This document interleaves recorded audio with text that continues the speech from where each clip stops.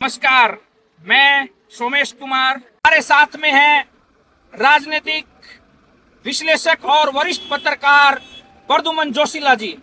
प्रद्युमन जोशीला जी, यहाँ से 100 किलोमीटर की दूरी के ऊपर हरियाणा के दूसरे कद्दावर मंत्री कृष्ण बेदी को, सामाजिक न्याय मंत्री हैं वो भी मौजूदा, उनको भेजा गया है।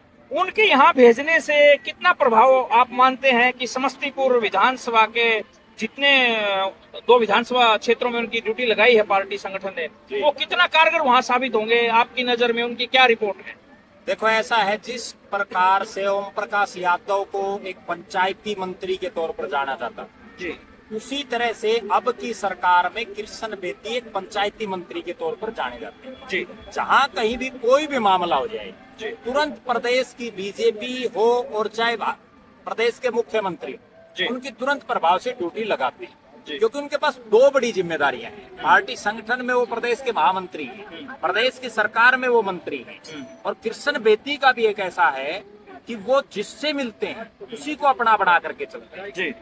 बिहार चुनाव में जिस ढंग से उनकी ड्यूटी लगाई, एक और बड़ी गजब बात है कि हरियाणा के जो बाकी नेता हैं ज्यादातर, उनको तो एक हल्के की ड्यूटी दी है, कृष्ण बेदी को 2 हल्कों की ड्यूटियां दे रखी है।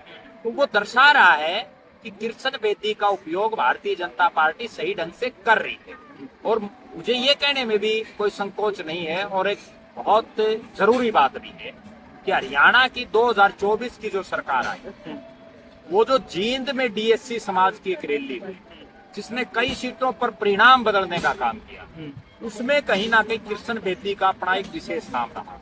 और डीएससी समाज में आज तक के हरियाणा के इतिहास में वो सबसे चमकता हुआ सितारा दिख रहा है, जिनका भविष्य, राजनीतिक जो भविष्य, वो कहीं ना कहीं उज्जवल दिख रहा है। और बड़ी गजब बात उनकी ये भी है कि भले ही वो चुनाव हार गए पिछला, उसके बावजूद भारतीय जनता पार्टी के आला कमान ने उनका सदुपयोग करते हुए उनको मुख्यमंत्री का राजनीतिक सलाहकार लगाया, उससे पहले उनको मंत्री बनाया, और इस बार फिर उनको मंत्री बनाया। यानी पिछले 11 साल से वो लगातार चौधर में है।